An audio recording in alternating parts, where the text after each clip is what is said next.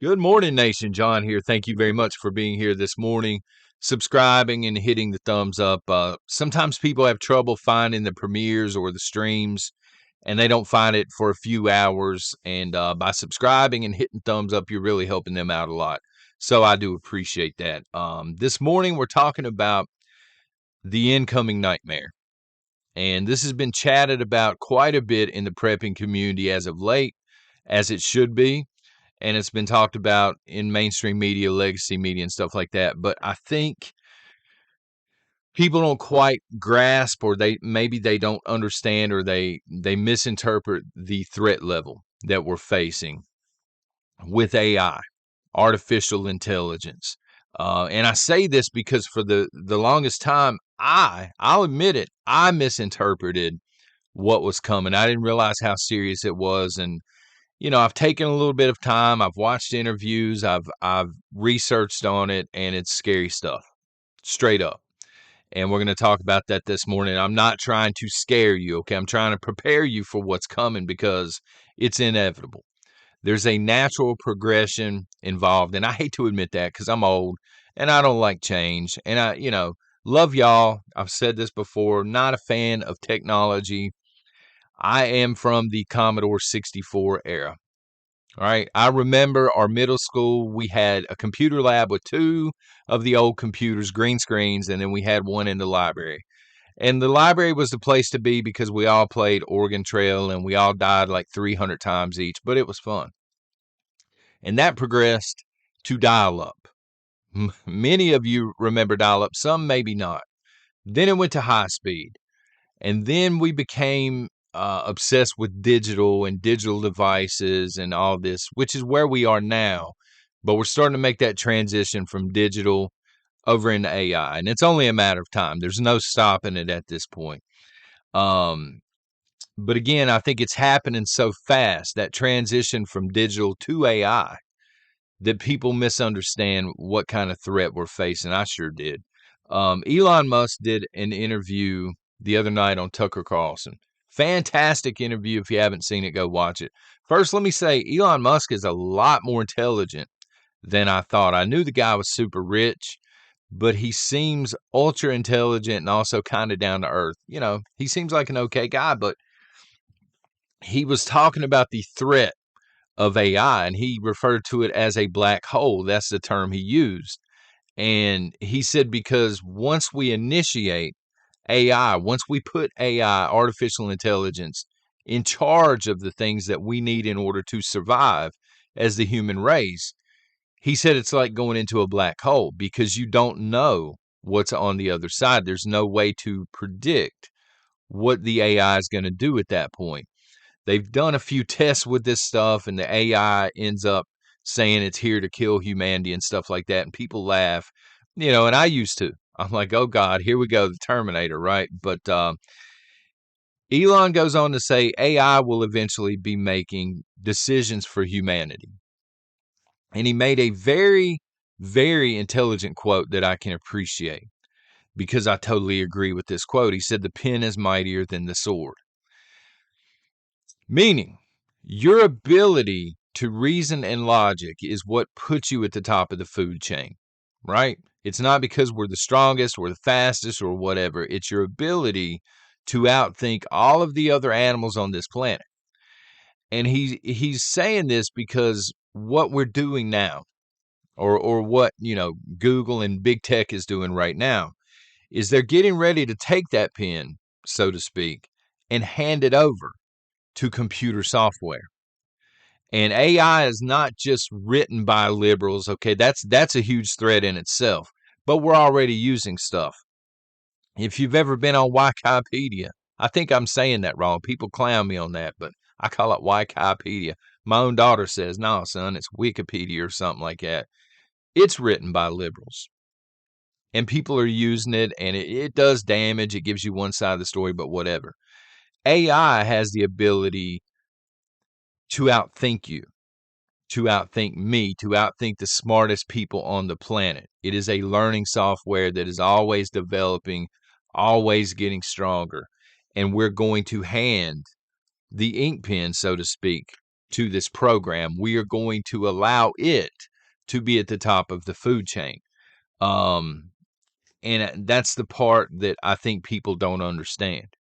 This is not just bad news for privacy. We're handing it the keys to the castle, so to speak. And admittedly, we have no idea what it's going to do at that point on. So think about that. We're always in the prepping community talking about EMPs and what a hell on earth situation that would be if we got struck here in the United States, for example. Multiple EMPs hit the United States of America. Boom. This sets us back several hundred years. We've talked about that, and rightfully so. But we are getting ready to allow artificial intelligence that, by their own admission, is this black hole because we don't know what it's going to do once we hand it the keys. We're getting ready to hook this thing to everything that we need, our entire grid system. All right, this thing could decide, hey, I'm shutting the grid down. The humans don't deserve power anymore, and boom.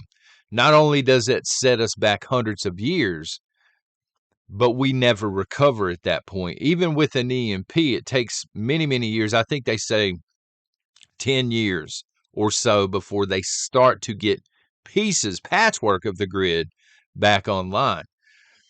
But that's because you're still at the top of the food chain.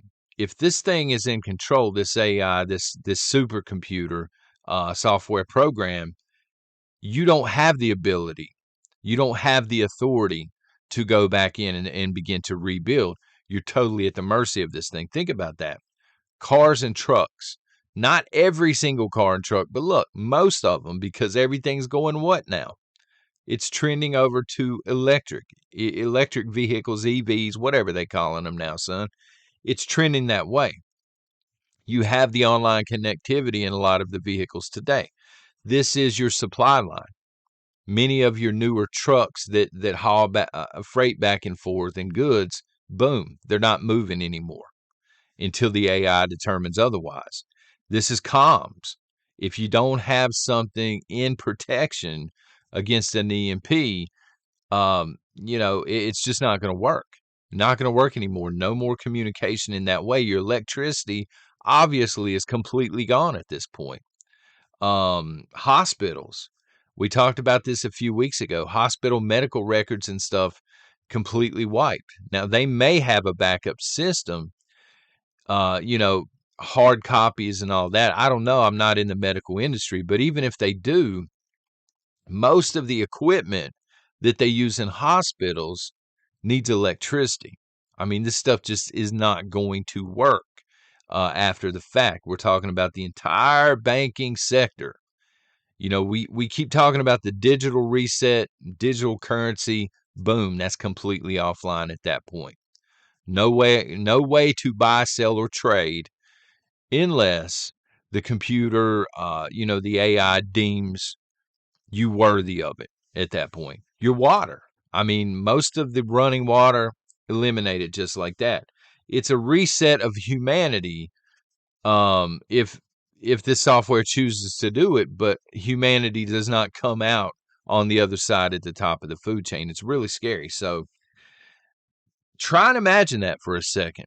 Try and imagine an entire reset of the human race where electricity is no longer available, but you are servants to something else. Try and picture that for a second. That's the reality that we're looking at. And I get it. I know it's far-fetched. I know it sounds like Terminator stuff. Again, a few months ago, I was laughing. I'm like, man, they're going to jack cell phones and stuff up. But it's so much more than that. And I think people don't understand. This AI, once it goes, now Google is spearheading like the top one. And the reason for the interview on Tucker Carlson, Elon Musk is trying to create a competing version to kind of safeguard humanity against the one, because as he said in the interview, the executives at Google, he brought up the dangers to them and they laughed. They admitted, we're trying as fast as we can to create a God computer, as they called it, something that is going to control the entire human race. And that's bad. That's really bad. This goes beyond just job losses and zero privacy. So, yes, AI is going to lead to significant job losses across many different industries. They've already admitted that much. It's going to lead again to zero privacy because how does AI learn? How does it learn your habits? It watches and listens 24/7. This is why they're putting connected devices in cars, putting them in your homes as fast as they can get them in there. Um, and I know it seems far fetched, but we're looking at a future in our lifetime where we're going to be policed by armed drones that are controlled by artificial intelligence. Think about how crazy that is. You know, you almost want to roll your eyes and bust out laughing, but we're almost there now. You know, we're standing in the front yard looking at the door, getting ready to go through the door of this thing, and then there's no turning back. Because again, we don't know what's inside once we walk through the door. We just know there's no turning back. Another scary aspect of this, and they've admitted they want to do this because they want to calm everybody down and be more inclusive.